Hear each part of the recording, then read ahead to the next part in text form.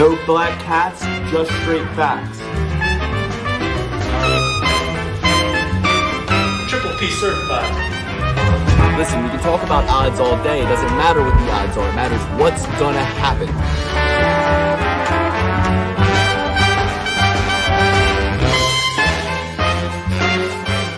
This is the perfect parlay pursuit, and we got to get this done quick and fast. So I'm going to take the lead here. First off, we're going to break down last week's recap. You know, we're going to do that recap. We're going to talk about next week's fights, Henry Cejudo versus Yudong Song. But first, boys, how are you doing? Lukey, you first, and then you, Dan. Well, I'm doing great. So Triple P fam, I extended my family.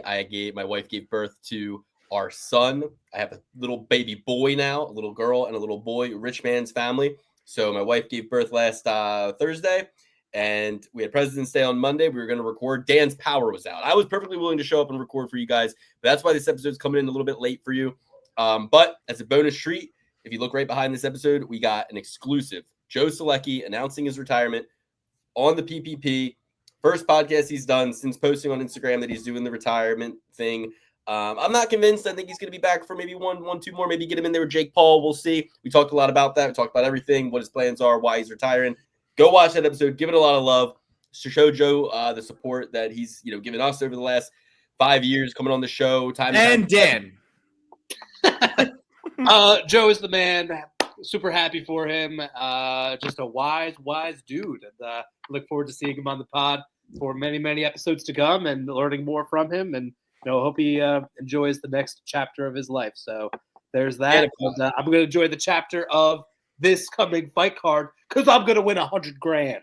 Dan, let's not get ahead of ourselves here. First, we have to recap RoboCop versus Jared Cannonier, and we're gonna take you on a new segment right here. This is called Bobby's Hot Takes, Bobby's Hot Corner. Okay, so first off, we got Walker as the leg ripper, the leg lock king, the heavy dog leg lock king. Stop giving fighters their moment. I mean, Julia Avila does not deserve a retirement ceremony. You didn't give one to Clay Guida. You didn't give one to Tony Ferguson. You didn't give one to all these guys. You could have played the B role for Diego Sanchez at the very least. Get her off the stage. Exit stage left, please. Thought Hill lost, but you can't be taking rounds off, especially against somebody as active as Angela Hill. Jared Cannonier is an absolute dog. I had a feeling that was going to happen, but all of my other parlays fell through. Delgado is phenomenal.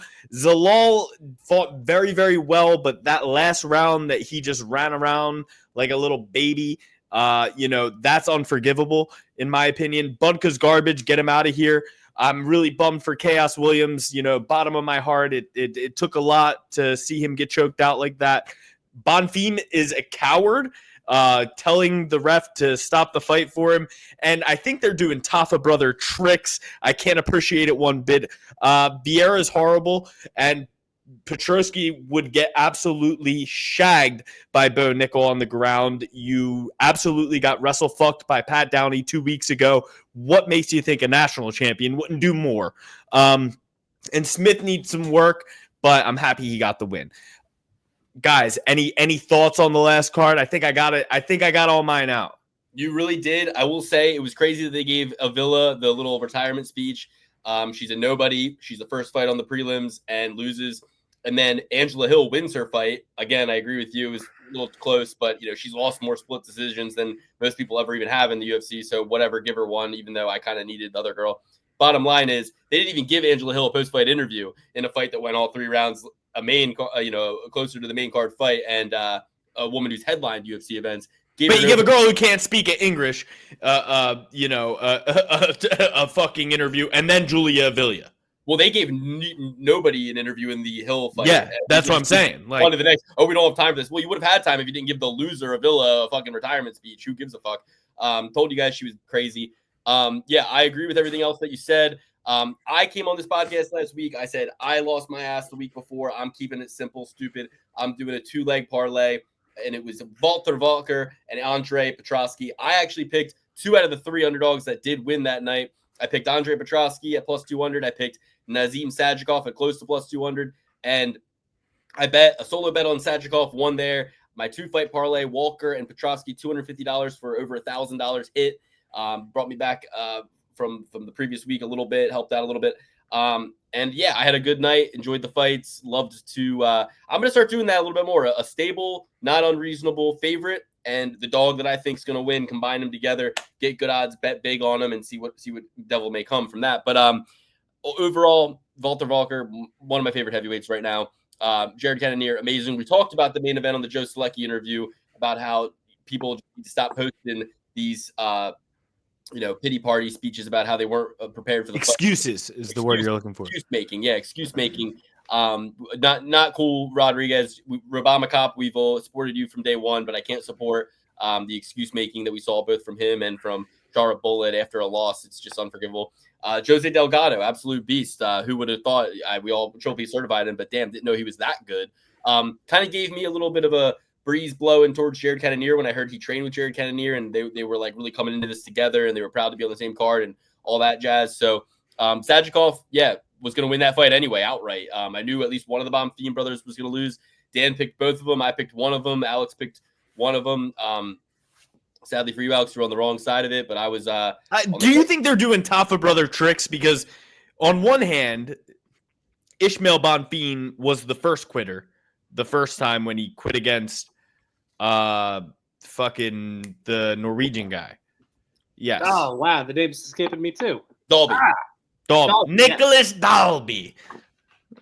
Yeah, I don't know, nor do I care. But moving on, I just know one of them's good at submissions, one of them's good at striking, and one of them got a submission. I'm assuming that's the good submission one, and one of them got pretty much pieced up and pretty much knocked out. So great to see from Sajikov. Love to get those odds. I got 2 out of the 3 underdogs correct, and pretty much, the only other pick I got wrong was, I got Catlin Souza and Chaos Williams wrong, but other than that, had a pretty spotless. And Rodriguez had a pretty decent card otherwise. But we got to move on. I won money. Dan, what did you think of the card?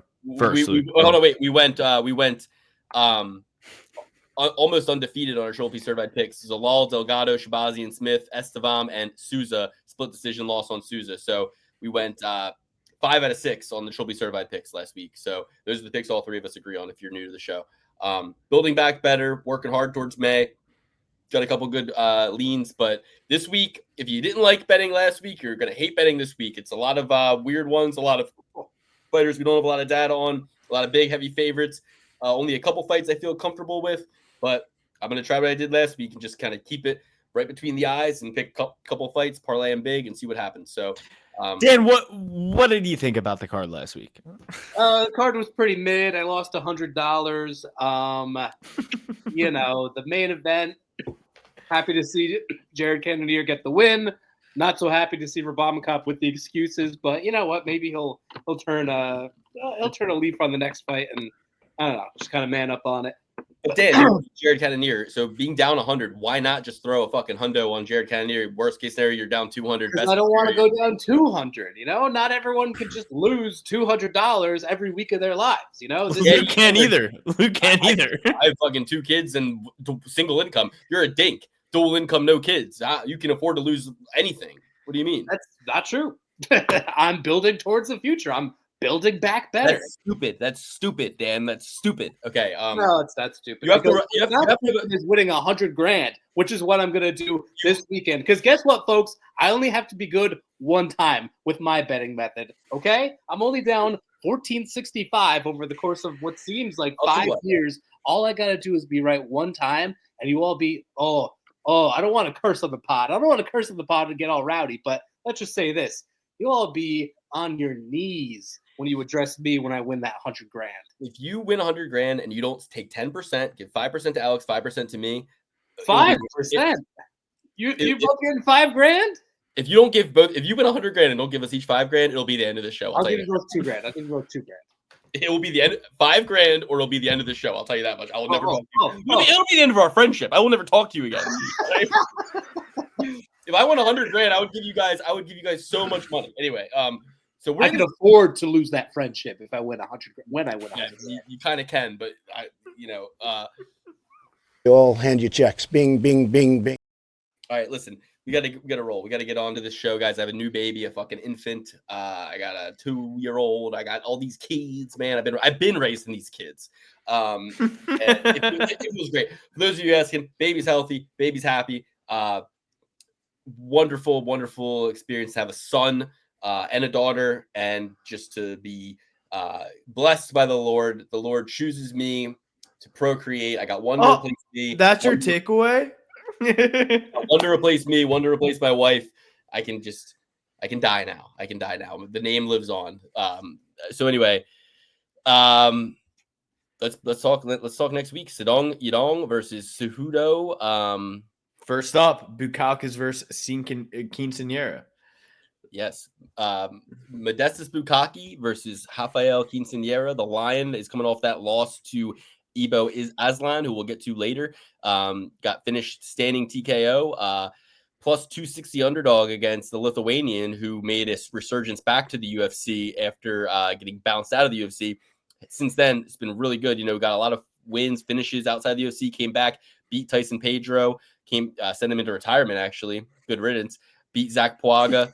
After that, got knocked out by Vitor Petrino, but in a fight that was pretty good. You'll remember he hit that sick kick off the cage where he had it was like a 6-inch punch, but with a kick. He kicked him as he was with not very much space. Then he came back and submitted Marcin Prachnau. So 4-1 in his most recent UFC run. 31 years old, looking better and better. But I can't get behind him at this line. Minus 325, I simply can't do it. I think that, in certain areas of this fight, he will look like the more polished, sharper, better fighter. I'm kind of low on some of these Brazilians lately, coming in and just kind of being kind of all bluster and no all bark, no bite in some of these situations. I think Brazil is at a bit of a low point in some areas of the MMA game right now, bit of a dip. But I'm going to always have to ride with a guy who is in a must-win situation, losing his UFC debut by knockout, but not knocked out cold, standing TKO. Now, 3 months later, he's coming in hot against a guy who, guys, if you're betting, as Uncle Weezy would say, Stat Diggers, our sister show, if you ever watch it, it's a great show. But as Uncle Weezy would say, if you're betting minus 325 Modestas Bukalkas, you need to get some help. Okay, they're going to come with the padded van and the straight jacket. They're going to put you up. They're going to call 1-800-GAMBLER. They're going to beat you. Uncle Weezy is going to beat you with a sack of oranges if you bet Modestas Bukalkas at minus 325 as a favorite. Okay, so I'm not doing it. I don't necessarily think Cerqueira has done anything to prove he's the better fighter. I don't think he is the better fighter, but I think he will win because I think people have forgotten that Modestas Bukalkas, skinny chicken jaw, gets chin checked, gets knocked out here and there. I think Cerqueira will find a way to knock him out in this fight at some point by hook or by crook. So I'm taking Cerqueira. I'm taking Cerqueira by knockout. That's all she wrote for me. What do you guys think? Bad jaw, skinny neck, weak knees too, Luke. If you remember, he had double ACL repairment. His A through ZCL were torn. So I'm also going to the Quinceañera. Happy 16th birthday to Bapi. I'm taking Quinceañera. I'm taking Quinceañera emphatically. I'm taking Quinceañera. Bet your life on it. Just kidding. I have no idea. I'm taking Quinceañera though. You're muted, Dan. Boomer. Yes. Gotcha.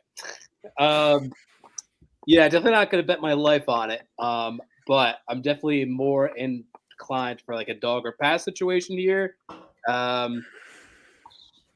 Yeah, I think Quinceañera's opponent just doesn't throw enough for me. Okay, sometimes he looks good, he looks clean, he gets some wins here and there, but very hesitant, very low volume. Not someone I can trust in there.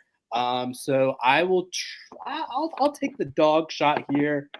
Triple P certified Quinceañera. Hopefully we're saying that right. But I think the guys. I know. He hasn't earned us saying it. It's something that you say, okay, whatever. But yeah, I think the guy's got some pop. I think I'm kind of lined up with you, Luke, in your assessment here that eventually he will find that shot. I think he's a little bit low volume too, but I think he actually has a little bit more pop than what's his face. His name is escaping me right now, but his opponent. So I think that's what it'll come down to, and I'll take the dog shot here. Quinceañera, Cerqueira. I don't know. I heard it both ways, B. And, I just want to correct myself. A quinceañera is actually the 15th birthday, I believe, right? It is. No, I said 16 at first too. I feel like that'd be a sesentera. Okay. Quince is 15 in Spanish. That's Quince. what I just said. That's what I just said. Dum dum. Okay. Okay. Alex, let me take this one. Nursultan Ruzaboev, training out of Marquez MMA in Philadelphia, Pennsylvania. Go Birds. Marquez is actually a rival gym to Joe Selecki's old gym, John Hassett's gym in New Jersey. It's a rival gym. So although they do have Joe Body Bags Pfeiffer, former friend of the show, they do have a lot of good talent there. It is a gym that necessarily, our lineage, our respect, it doesn't necessarily. Who's our? Well, I trained at Hassett's once. Open mat. Fair enough. So listen, this other guy though, Glendale, Arizona MMA Lab, Eric McConico making his UFC debut. I personally feel like it's a big time get right spot for Nursultan. Obviously, Buckley is becoming a big time beast, really in line for a title shot at 170. And he lost the decision to him 9 months ago. Before that, Cedricus Dumas KO, Bruno Ferreira KO. Undefeated Bruno Ferreira, at the time that he beat him. Cedricus Dumas, did what he did. A lot of people say that fight was a little bit stopped too early, maybe. I don't know. I don't care. All I know is 5 inches of height, 31 years old to 34 years old. You heard what they said about the Saudi Arabia card the other weekend. The one locker room had fresh paint in there and getting all the fighters dizzy. Yeah. Even Terrence McKinney, who won his fight, said he was getting a little dizzy, huffing this paint fumes in the back of the locker room. So let's not act like this Cedricus Dumas finish was, look, wasn't under speculation. I personally am scared to death of the MMA Lab. I really appreciate them. And when I see a fighter coming out of there, I expect them to be really good. But UFC debutants lose 64% of the time, I believe. So I'm going to go against the debutant. Don't love the odds. Not a parlay pillar by any means, but I'll take Nursultan Ruzaboev in this next fight.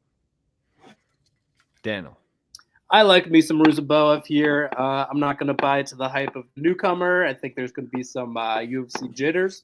Whereas Ruzaboev with the get right, I like taking that side, especially with the guy of this caliber. I think the wrestling is going to be on display, and I think he's going to get the job done. I'm going to say that there's going to be about 4 or 5 dogs, which is a pretty healthy amount on any fight card, but this will not be one of them. My first favorite on the card goes to Mr. Ruzaboev. I'm going to go with Money Mikakino over here, okay? Very Italian, very Irish. Interesting name. Great name. Never saw a better name. I'm going off vibes. I'm going off MMA Lab. I think this guy's going to come out here and knock out this chicken jaw.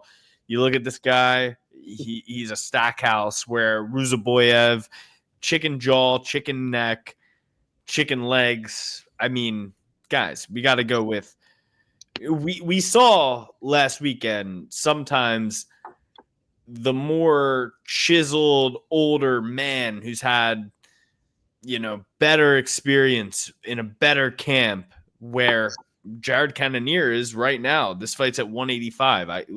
Let me guess who Jared Cannonier's number one training partner was for the last 5 weeks. I'd imagine it would be Eric Money Moicano. So I'm going to go with Moicano on this one. I think Eric wins this fight. MMA Lab, iron sharpens iron, steel sharpens steel. I think he ends up getting this upset against this chicken jaw. All right, next we got Paige Van Zandt's boyfriend, Austin Vanderford, coming in, making his UFC debut on short notice. Thank God we did this fight late because this was recently added. Before that, Nikolai Veretennikov, he was scheduled to fight.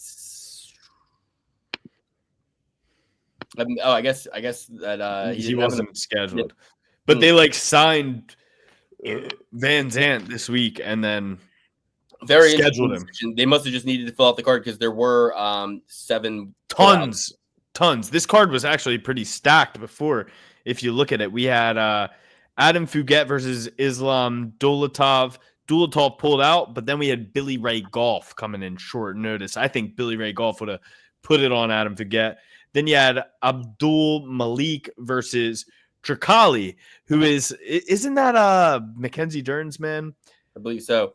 And then you had Curtis Dominic Blades. Cruz, Rob Font.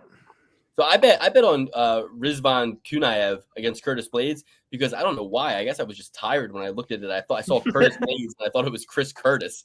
I was like, what the fuck? Chris Curtis is getting in there again? Like, this is crazy. I'm like, I'm fucking taking another guy. And then it ended up getting voided anyway. But I had that on a parlay that's still going. But yeah, you had Barbosa. You know, we had our girl Macy Chiasson. She'll be on the show soon. Oh my gosh! I need actually, Luke. Give me 2 seconds. Go. A very, very sincere apology. You know, you get a legend like Macy Chiasson messages you back on Instagram, and you get stage fright. Honestly, I asked her to get on the show, and she was like, "Yeah, let me know." And I have been sitting with that in my inbox because I honestly don't really know how to like talk to a star like that. Like, I don't know what to send back. Alex, Like, sales. Get her on the show. No, dude. Like, I'm nervous as fuck, dude. This is Macy Chiasson. This isn't just Joe Schmo down the street. Her house. Yeah, a crane fell on her house, Dan. Like, I am the biggest Macy Chiasson fan. She is the ultimate. I was going to take her as an underdog. I was going to bet her as an underdog this week. I would have too. Easily. All right. Well, anyway, we'll get Macy on the show, but we got Austin Vanderford versus Nikolai Veretanakhanov. I know how to say his name, and I keep saying it wrong. I'm taking Austin Vanderford. It's his shot. It's his moment. And I think Veretanakhanov is a better fighter, but I'm going to take Austin Vanderford. He's had better competition. He's done better, had better results with better competition. I'm going with Austin Vanderford. Probably will lose. I'll regret doing this, but I'm going to take Austin Vanderford here. Plus 135, Austin Vanderford. No chance. I'm taking Veretanakhanov. I just saw Austin Van Zandt getting his back blown out, getting pegged by Paige Van Zandt. Yes, I am a subscriber on OnlyFans last week. If you want to see it, subscribe to our OnlyFans. And this is just positive promotion. So I saw his back getting blown out by Paige. So there's no way he's going to be ready for this fight. I'm going with Veretanakhanov. Yeah, Veretanakhanov, however you say his name, is. I mean, Luke said that his resume pales in comparison. I don't think so. This guy's actually been in the UFC. He's coming off a split decision loss to Danny Barlow, who everybody respects. Huh? Short notice, too. Left-handed God, Danny Barlow, left-handed God. That was short notice, too. And then his other loss was Contender Series to Michael Morales. Awesome fighter. I think he's fighting in the co-main event coming up soon. And then he's got to win against Anthony Ivy, who, good friend of the show, former UFC fighter. So there we go. And this guy's from Kazakhstan. Like, he's not dealing with – listen, oh, my gosh. He's not dealing with all the glitz and the glam that Mr. Van Zandt is dealing with. So I'll take the no-nonsense Nikolai Veretanakhanov. Sounds good to me. I'm also going to go with Veretanakhanov. I'm going to also go with him because I was stupid for saying Austin Vanderford, and this is good odds. So I'm going to go with Veretanakhanov. She'll be certified, Veretanakhanov. Yes, sir. Yes, sir. All right. Ricky Simone versus Javid Basharat. The Snow Leopard versus Ricky Simon. Listen, I'm kind of interested in Ricky Simon here. I like plus 230. I like his strength of schedule. I like that he's hungry dogs, runs fastest situation. Back-to-back decision losses, but against who? Mario Batista, absolute beast. Vinicius Oliveira just became the Nurmagomedov killer last time out. I'm going to go with Ricky Simone here. Javid Basharat's good, but he's kind of a boring fighter. He's a decision machine. You want to talk about decision machine? Ricky Simone ain't gonna play that bullshit. He's got great wrestling. He's not gonna get taken down. He's not gonna get smothered. He's gonna have a higher pace, higher volume. I think you put Ricky Simone in the air against Ayman Zahabi. I think Ricky Simone wins, and Basharat couldn't get it done. Ricky's been a little bit more active, a little bit better strength of schedule. I'm going with the American here, plus 230 underdog Ricky Simon. Yeah, Luke, couldn't agree more. I'm going with Ricky Simon here. Basharat, he's kind of a one-trick pony, very one-dimensional, very good grappler, more so in the control sense than getting actual submissions. But if he wants to wrestle Ricky Simone, Ricky Simon will oblige him. Okay, he'll be your Huckle Finn. So Ricky Simone's going to go out there. He's going to press the pace. He's going to put Basharat on his back foot. If Basharat goes for takedowns, he's getting sprawled out. Ricky Simmons is just, a hunk of beef, a little short cannonball, short stack, great figure, much like a Danny DeVito. I'm going Ricky Simmons here. Dan, what do you think? So more than anything, and man. What I was going to say is more than anything, what I want to do is bet the over on this one because definitely going to decision. What I would have liked it at was like minus 250. I just looked at it right now. It's minus 395. I mean, will I still bet it? I guess, but like whatever. I disagree with you guys. I understand where you're coming from. I see your points of view. I'm going to go with the minus 250 favorite here with Javid Basharat. What concerns me is that Ricky Simone has stopped wrestling. I feel like when wrestlers stop wrestling, they don't got the hunger in them anymore. They don't really want to be there anymore. That's the grindy. That's like that's how you really want to fight is when you go out there and wrestle. Because we all know that's what drains the gas tank the most. So when wrestlers are wrestling, they're getting at it. They want it. But Ricky Simone, the last couple of fights, he's getting older. He doesn't want to wrestle anymore. He's fallen in love with his hands. And I think Javid Basharat is going to take advantage of that. It's going to be a boring fight. The hometown crowd for Ricky Simone are going to get frustrated because Javid Basharat is going to be just jabbing his way to a decision victory. And even if Ricky Simone does go for a takedown or two, I have full confidence that Basharat will be able to have really good balance and cage control, as Joe Selecki was talking about, actually, and keep this thing standing. So I respect your guys' opinion on it. I see where you're coming from with the dog shot, but I'm going to go with Javid Basharat. Yep, I understand it. That makes sense to me. I'm hoping that Ricky gets back to his basics here. Okay, next we got Nick Blue Collar Klein versus Monster Abdul Malik. Monster Abdul Malik, just about 30 minutes north of me, in Columbia, Maryland. I'm Nick Klein's blue collar. Okay. Rainbolt just found you. He just found your exact location, just based on. I'm in Annapolis. So listen, I'm going Nick Klein. He's blue collar. I don't love the odds. What has Monster Abdul Malik done? He knocked out Dusko Todorovic. He knocked out somebody on the Contender Series. What's Nick Klein done? He submitted somebody in 35 seconds on the Contender Series. And now this is his debut. I think that short notice too. Yeah, I mean, I think that Nick Klein he's blue collar and say less. That's where I'm going with this one here. I do think that Monster Abdul Malik had a tougher opponent in Antonio Tricoli in terms of but did he? Tricoli got choked out by Trayson Gore. Tricoli got knocked out by Shahar Magomedov. What's he good at then? Right?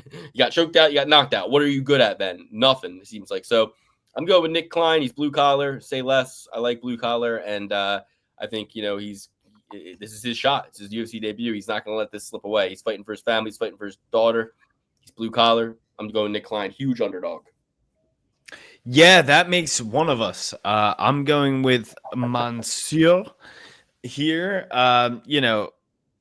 Klein is like Conor O'Gregali. Okay, he has the tat. He has the hair. Yeah, I'm sure he's going to come in. Maybe the hair's dyed a little bit. He looks like Conor and O'Malley had a baby, a brainchild together, potentially. I'm going with Monsieur here. He's going to win this one. Dan, what do you think? I mean, I guess I'll go with Monsieur here, but really, I mean, it's not even dog or pass. It's more like pass or pass. What I might take a shot on is the over 1.5. If what Luke is saying is true and Nick Klein is a blue-collar tough guy, then, maybe going out there in his UFC debut full of piss and vinegar, he could last into the second round. He definitely will. Well, that is at plus 170. So I like the sound of that. If I play this fight at all, it will be that line. As far as the pick is concerned, sure. I'll go with Mansour Abdul Malik at minus 1,000. But the play is over 1.5. Beautiful. Next, we got Andre Touchy-Feely versus Michelangelo Costa. Milk Coffee. What do you think about this one, Alex? I think I'm going with Andre Touchy-Feely here. I mean, Andre really does lose to kind of the top of the division. You know, uh, Milky Acosta, whatever the hell his name is, Milk lemonade.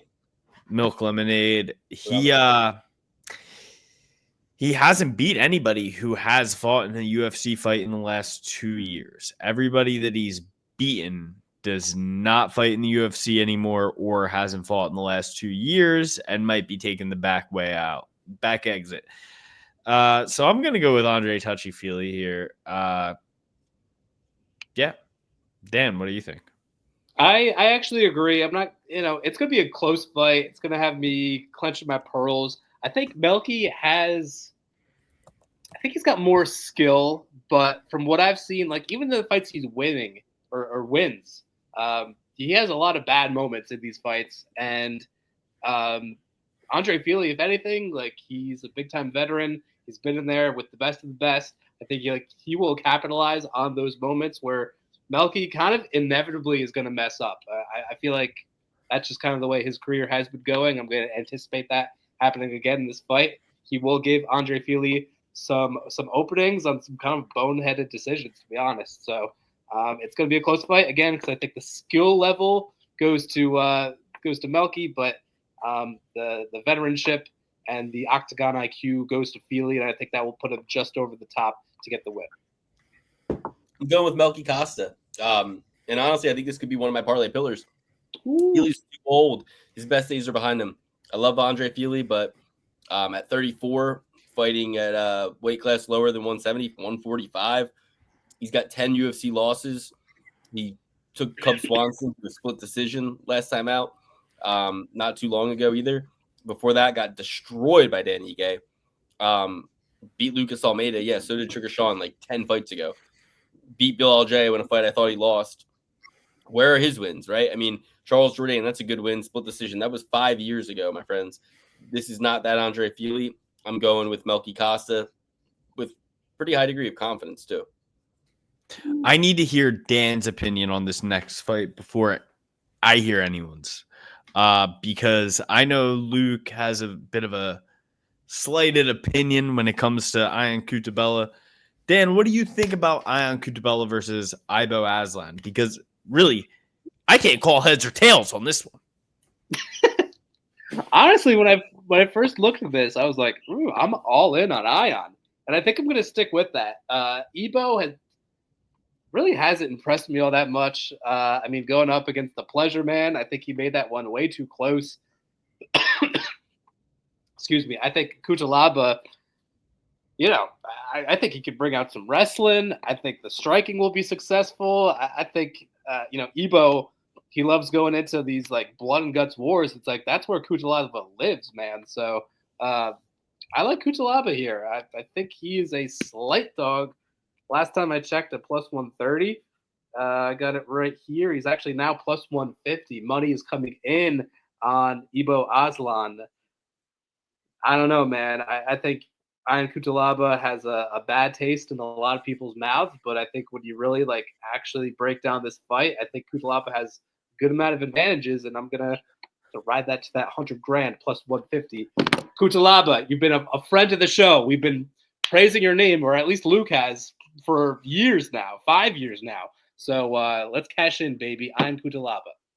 Ibo Aslan is the first Turkish person that put a bad taste in my mouth, okay? I've gone to a bunch of Turkish diners here in the state of New Jersey, and I'll tell you, they make everything nice. You can order a freaking chicken parm at 2 a.m. They'll cook it up right away. You can order a cheeseburger at 8 a.m. They'll cook it up right away. They don't care. They'll cook. They're cooking to order. Okay, I love Turkish diners. Fox. All right, Luke. Now, what do you think? Are you going with your man crush, Ion Cutabella, or are you going with Ibo Aslan? I'm going with Narnia's best, Ibo Aslan. I'm going with Aslan here. He knocked out Sequeria. I think he wins. Simple as that. I liked it as more of a pick'em, but I'm definitely interested in Ibo Aslan. He's got 1 loss. Kutalaba's got 10 losses. I don't know what else to say. I mean, this is going to be a light heavyweight fight. I don't know what else to say. I don't know what else 10 to say. losses, Luke, but 9 of which came in the UFC against UFC caliber opponents. One being Magomed Ankalaev, Well, twice Glover Teixeira, Jared Cannonier. These are guys that are fighting for titles or have held a title at one point. look, I love Ion Cutelaba, but I think Ibo Aslan is He knocked out Dagum Khalil Roundtree in one round. It took Alex Pereira 4 rounds to do that. Yeah. I love Ion Cutelaba. I love him, but I'm just gonna go with Ibo Aslan. I think he's gonna win.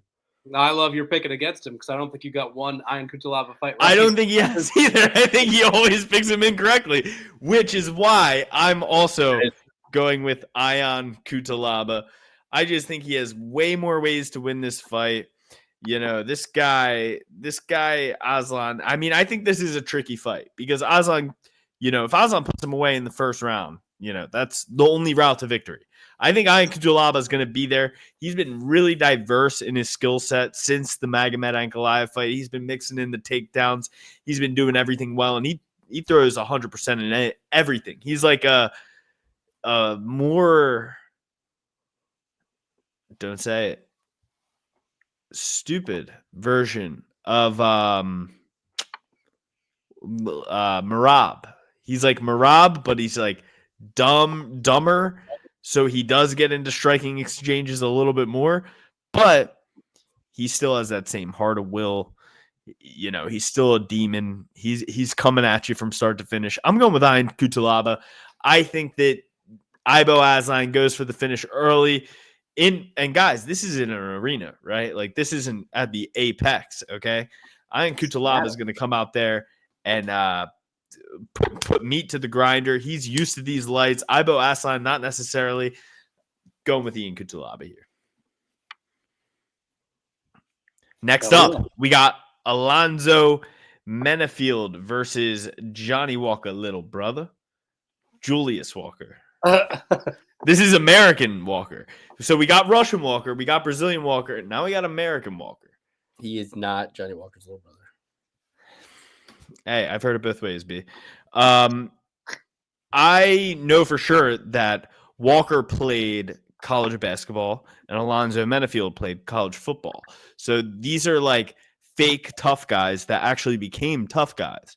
Now, how do you guys think that, besides these two fighters, how do you think that usually boils out? Football player versus basketball player. In a fight? Yeah. Let's just say DeMarcus Cousins versus, I guess we got to give him someone of similar weight. Let's go with DeMarcus Cousins versus Kirk Cousins. No. Cousins on Cousins crime. I think that's kind of unfair of a comparison. How about this fight? What do you think about this fight? I don't know, man. I'm going with Menafield. I think he's game, tough, composed. He's fought against way better strikers. Dustin Jacoby. He's fought against other guys such as Dustin Jacoby. And, I think getting knocked out by Carlos Ulberg. Carlos Ulberg could play basketball, but he didn't. He kickboxed instead. Asmat Mirzakhanov, nothing wrong with that. He beat the shit out of Jimmy Crute twice, and Jimmy Crute showed a lot of toughness in that last fight. Lost to William Knight is a little concerning, but we thought William Knight was the future. I'm going with Alonzo Menafield all the way. Devin Clark, Ovince St. Preux, William Knight, Carlos Ulberg, Asmat Mirzakhanov. I think your losses say more than your wins, and he has some good wins too. But if the level of guy it takes to beat him is not the level that this UFC debutant in front of a packed crowd in, I think this is in California, is it? No? Seattle. Yeah. Same place, pretty much. All right. Well, listen, Dan, before you pick, go ahead, Alex. Finish up. Northern California is Seattle. I'm going with Menafield. He has way more ways to win. He's going to be thicker, tougher, thicker neck, bigger traps. He's going to be able to absorb the strikes better. He's been doing it for longer, has more experience in front of a crowd, more UFC experience, more fighting experience. Alonzo Menifield. Well, I'm going to defer my pick to Corey's corner. So sometimes I just feel like a masochist. So one of the earlier fights on the main card is Alonzo Menifield versus Julius Walker, aka Juicebox, and there's something intriguing about that already. But was more intriguing to me was the fact that there was really no photo of him, and I was like, "Wait, why?" Because it's his UFC debut, and everybody knows how much I love UFC debutantes. But the problem with that is actually, fuck it, it's not a problem.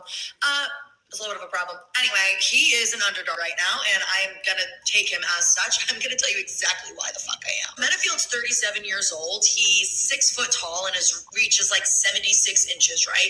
And then you got Julius Walker, who is 25 years old, so he's 12 years younger.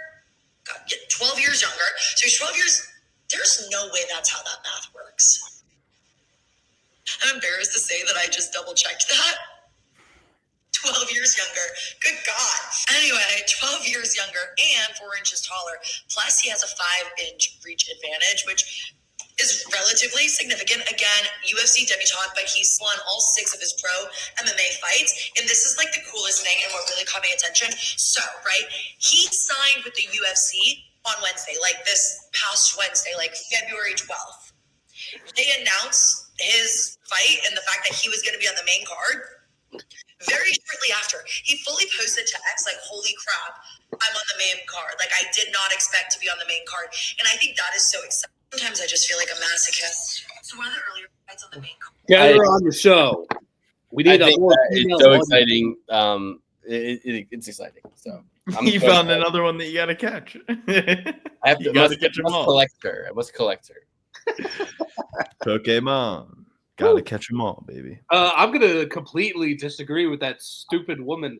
I'm going to go with Alonzo Menifield. Just kidding. You can come on the show anytime. I'm going to go with Alonzo Menifield here. Julius Walker is a jiu-jitsu guy.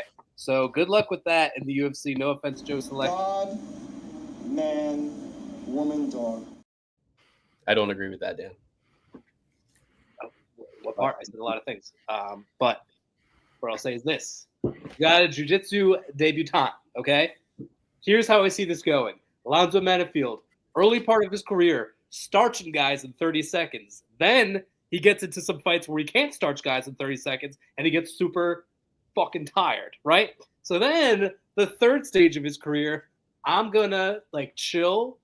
I'm going to manage my gas tank, so I'm going to be a measured fighter. I think guys who are measured and have, they're good defensively, right? They're not looking to do anything crazy out there. Those are the guys that succeed against the jiu-jitsu guys. They don't put themselves in bad positions, okay? So I feel like Julius Walker, UFC debutant, a live crowd, he's going to be like shooting for crazy Kimuras and reverse fucking, all this crazy stuff. Alonzo Menifield, been there, done that. He's not going to blow his load. He's not going to blow his gas tank. He's just going to find his spots. He's going to pick his shots, and he's going to get the win. So everyone can chill out over the UFC debutante here. We're going to go with Alonzo Menifield. And that woman, I apologize for calling you stupid. That's on me. I got heated. Luke, bring us home. Next, John Silva versus. Well, you didn't make a pick. I did. Walker. I'm picking Walker. Oh. Julius Walker. I'm very excited. Melzik Baghdasaryan, John Silva. I'm going with John Silva here, but I don't love it. I don't love the odds. I think John Silva, one big thing I don't like about him is that after both of his UFC wins, he's cried tears. He's been like, "Oh, I'm so happy to be here. Oh my God, I can't believe it." You can do that after your first UFC fight. When you do it after 2, I'm going to label you crybaby. Okay, so he's a crybaby, and I don't like crybabies, but I do think he's going to win. It's an unbettable situation for me. I'm not going to be betting it, but I like John Silva to win. I'll probably I am bet going to bet this. I'm sorry. Yeah, but I you am. win by knockout, but Oh, so over 2.5, that's minus 105. That's a good line. I said I'll probably bet him to win by knockout, so I'm looking at the under. Oh, sorry. Yeah. Well, even that, it's minus 125. It's not bad either. Melzik just is not enough experience. He got choked out by Quiblau, but he also got pieced up by Quiblau. I love Quiblau, but just, Bruno Souza, Tucker Lutz, Colin Anglin, Dennis Bazukia, not enough for me. All of it is just not enough. He is a kickboxer. I think it is a dog or pass situation for me. I'll say that it is dog or pass, but I don't love it. I'm not going to step in front of John Silva's hype train. I'm going to let it slide by.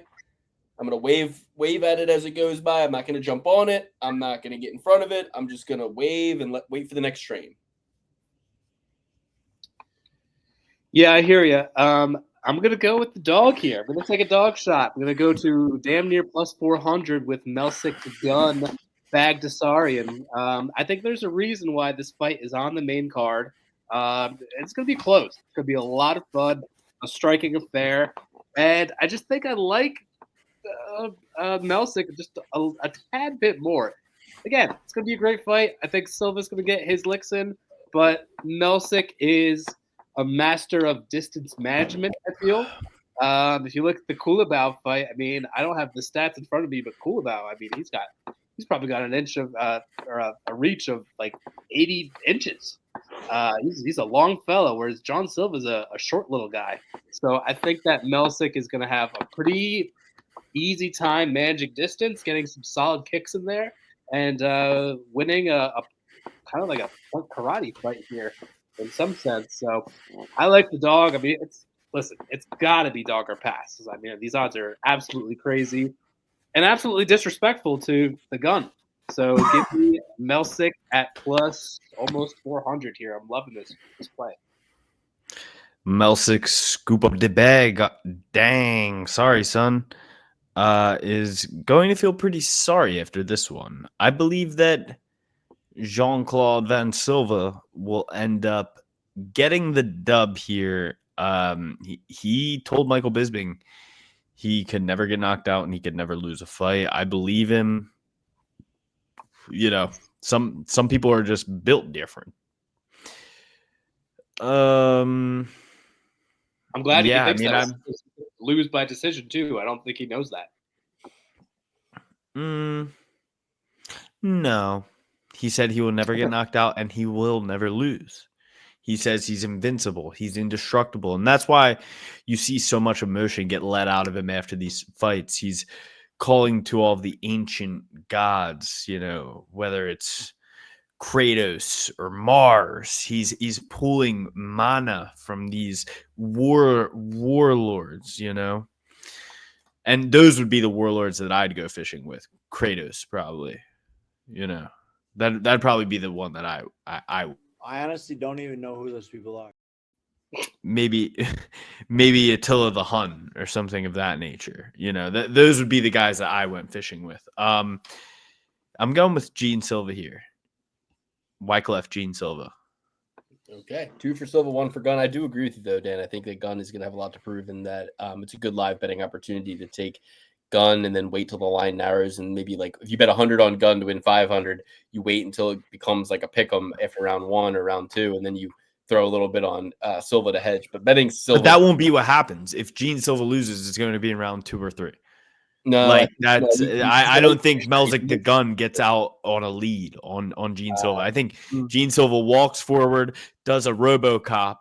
If Gene Silva loses, here's how he loses. He does a RoboCop.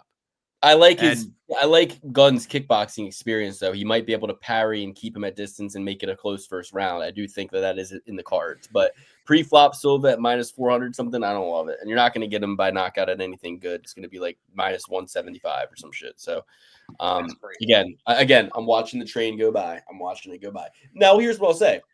If we get to this point in the card, not a single underdog is won, I'm going to start looking at, well, is Brendan Allen going to win? Fuck no.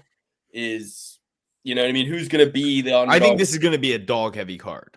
I think so, too. I think Dan was wrong when he said that. I think because it can only go – here's why. A lot of favorites with not a lot of data. So it's like one of them has to win, and I think you're going to get big dog, slight dog. Like, I think it's going to be like 3 to 5 underdogs. But if it's 3, it'll be like 2 of them are big underdogs. You know what I mean? If it's 5, it'll be like 2 slight underdogs and like 2 big underdogs, then you know what I mean, a technical pick'em underdog. But yeah, I literally said there's gonna be 4 to 5 dogs. That's exactly what you said. What do you mean? I'm way off. No, I thought you said that you can expect 3 to 4 or 5 dogs, but this one will not be that. That's what he said. For which one? For this card, For you said one you of them. usually expect 3 to 5 cards, but this one won't be that kind of card.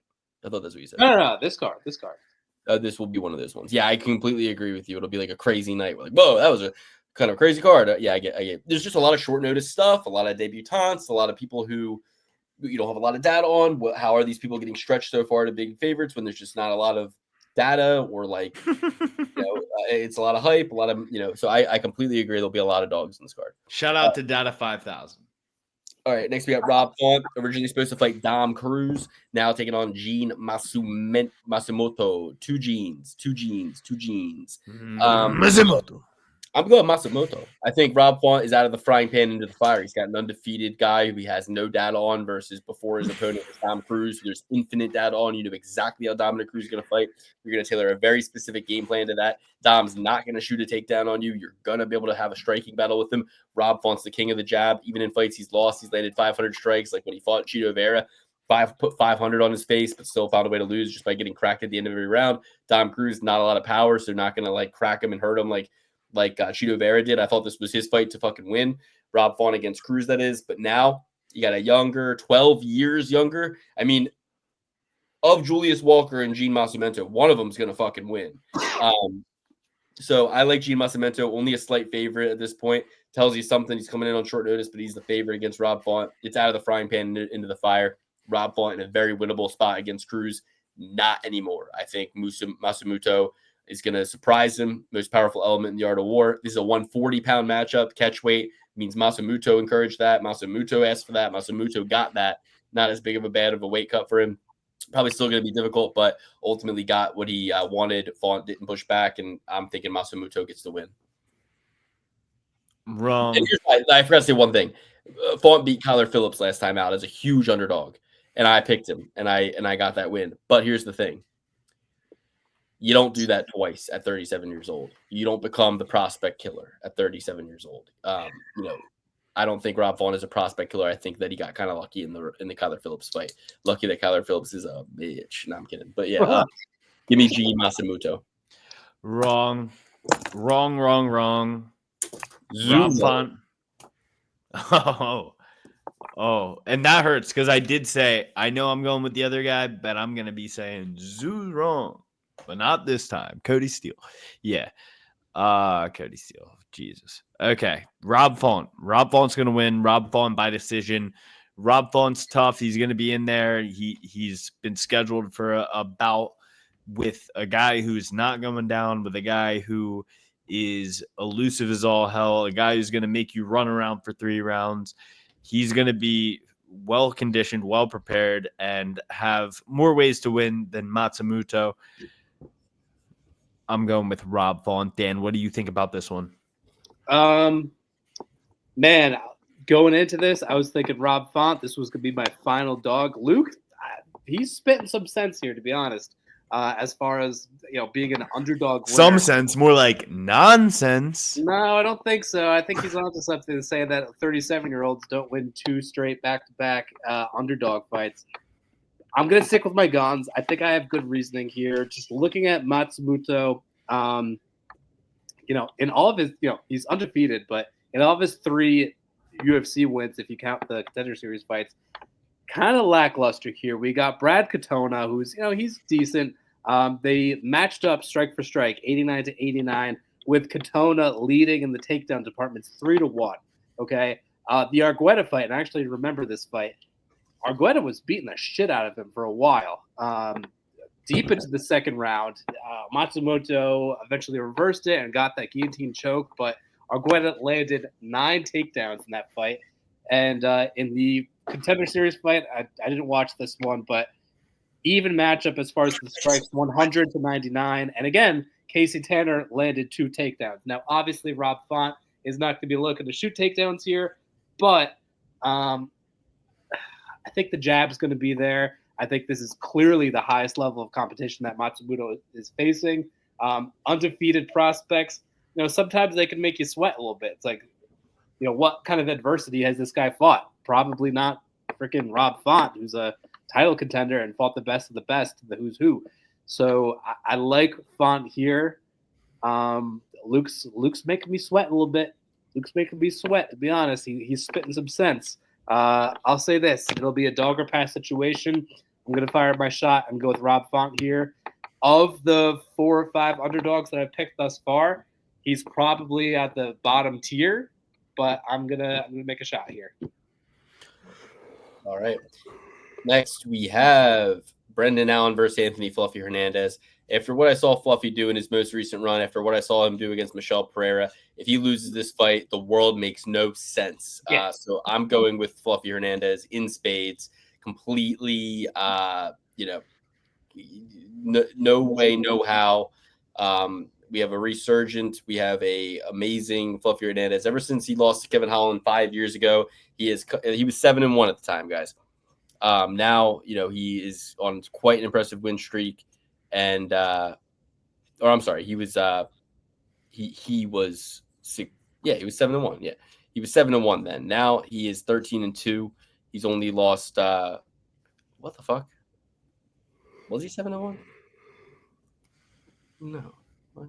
Yeah. What? Who? Yeah. Okay. Sorry, I'm looking at this topology and it was confusing me. But yeah, Fluffy. Yeah. So Fluffy, 12-2, or sorry, 13-2 going into this fight. I'm going with Fluffy. I think he's completely resurgent. He's amazing. He's dominant. Roman Kopylov, somebody I have the utmost respect for. Michelle Pereira, somebody I have the utmost respect for. Edmund Shabazian, we saw what he just did. Mark Barriol, also very decent. Those are his recent wins, 7-2 in the UFC. Give me Anthony Fluffy Hernandez. They do kind of look I alike. fear the man. He'll be at the top of every single parlay. Brendan Allen, complete dumbass, idiot, whack, dumb. I'm going with Fluffy. Brendan Allen is so stupid. How stupid is he? He has less brain cells than Nico Price has kids. I can't stand. Nico Price has a lot of kids, though. Yeah, 12 though. Well, not a lot of brain cells, I guess. It's not very many. You know what I mean? Okay.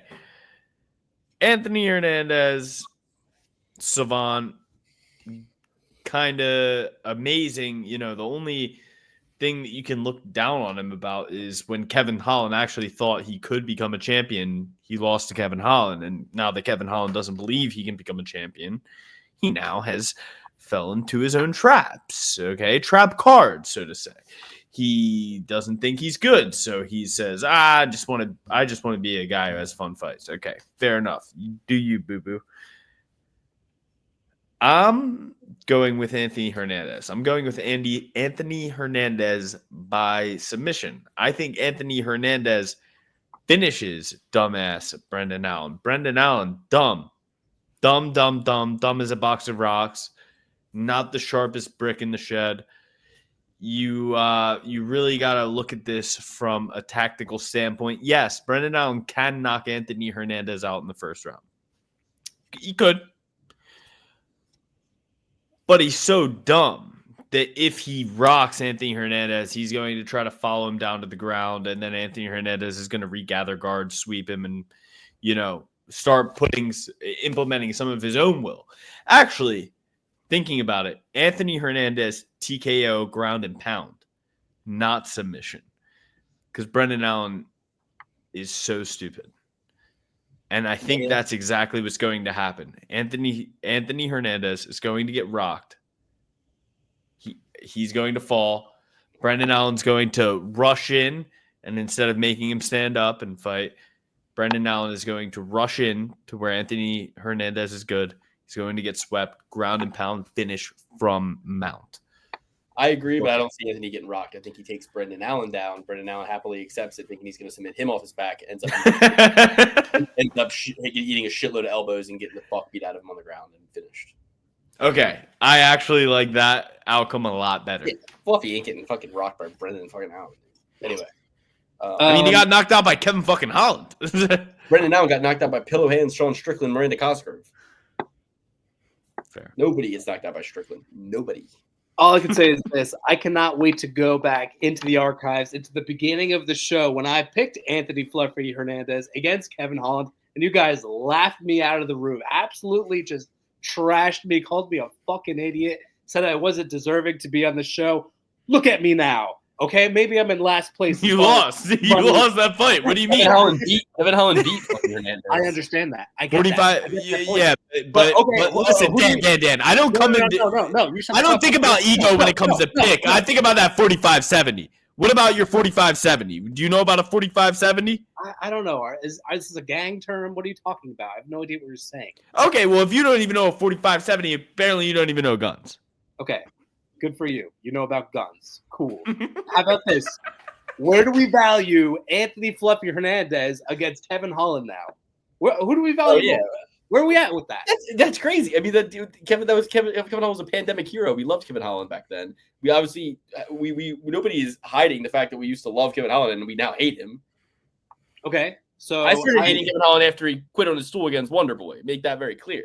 I'm not mad at Kevin Holland. I'm disappointed. Listen. Did I lose that pick at the time? Yes, but as investments go, and this show is all about investments, right? I think I won that one. I clearly saw the talent of Anthony Fluffy Hernandez. You guys were like, this guy is a black belt under Trevor Whitman or whatever, and he's so long and rangy, and he does kung fu. Ooh, you got sucked up into that, and guess what? You got had. How about that? I picked the actual correct fighter, even though he lost. But if they fought now, Anthony Fluffy Hernandez would fucking smoke Kevin Holland. I think he's going to smoke Brendan Allen here. That's all I got to say about that. So let's move on. Kevin Holland would tap after the first body strike. You'd be like, "Oh, I got a broken rib. It might poke my lung out." Yeah, and you guys were infatuated with him. You were infatuated with him. How about He was that? good. We picked him on the fights he won. He lost one fight. We started picking against him ever since, and we've been right ever since. You just shouldn't have been laughed at. That's all I'm saying. Don't laugh at me. I had a good pick.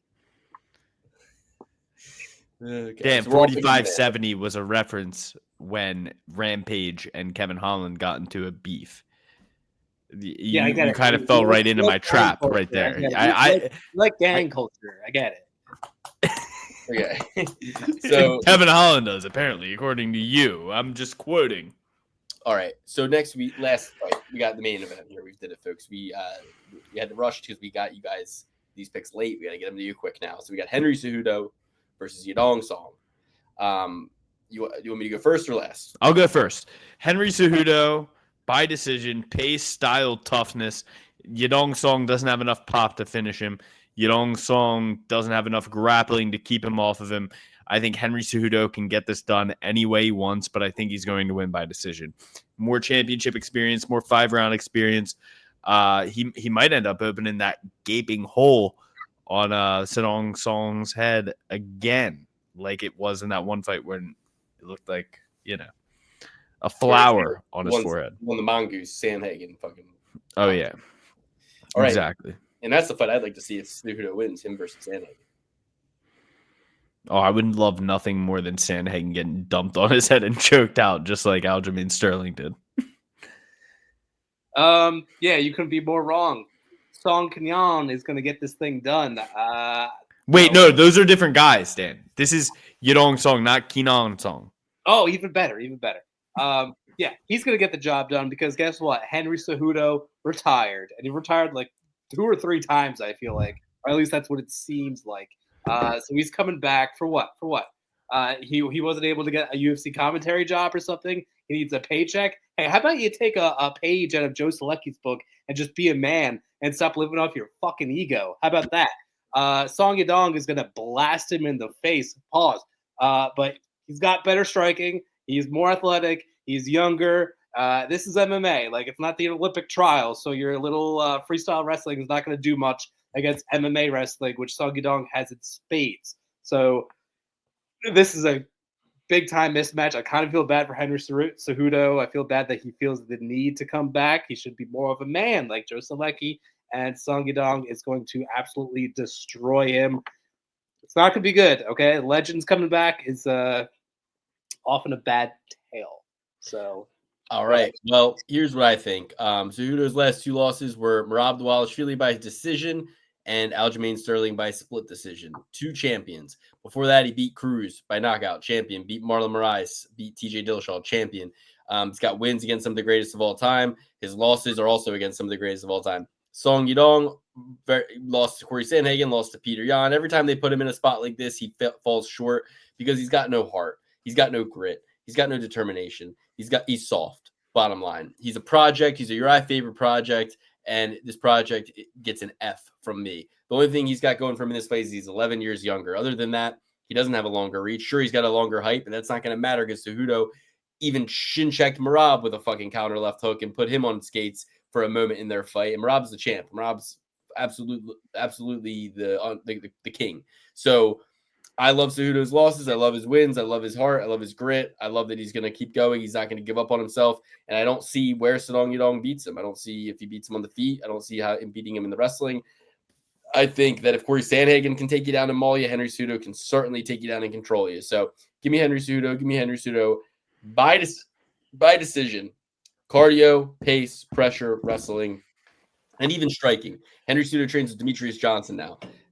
So it won't be a fight that I need to win to make money, but it will be a fight that I am watching as a fan and hoping just to see Henry Cejudo come out on top. That's it, Henry Cejudo. I agree with Alex. All right.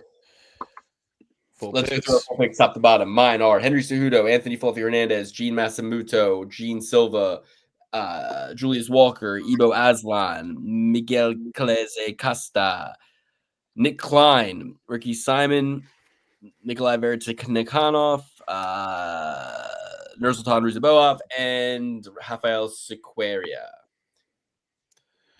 Okay, I'm going with Cejudo, Hernandez, Font, Silva, Menafield, Kutalabella, Feely, Abdul Malik, Simmons, Verentennikov. Verentennikov. That's it. I got it now. Money Mecano. And then Mecanico. Mecano. And Quintanilla. Rafael. Daniel. All right, I'm going with Rafael Quintanilla. We are going with, after that, Nursultan Ruziboev, Nikolai Vereteknikov, Javid Basharat, Mansour Abdul Malik, Andre Feely, Ian Kutalaba, Alonzo Menafield, Melsik the Gun, Bagdasarian, Rob Font, Anthony Hernandez, and Song Yudong. And if you bet $100 on that, you're bound to win $100,000. That's where I'm going. Watch the Joe Selecki interview. I feel like Narazanazatov and a Bozy Bear. The triple B sort of picks are Fluffy Hernandez, Veretennikov, and Sequeira. One underdog, a slight favorite, and a big favorite. 3 triple B sort of picks for you guys. We had 5 out of 6 last week. Thank you so much for doing the show. Watch the Joe Selecki retirement episode. Joel is sucky. And we will see you next week. Thank you. We love you. Amen. See you in the Discord. Go USA Hockey.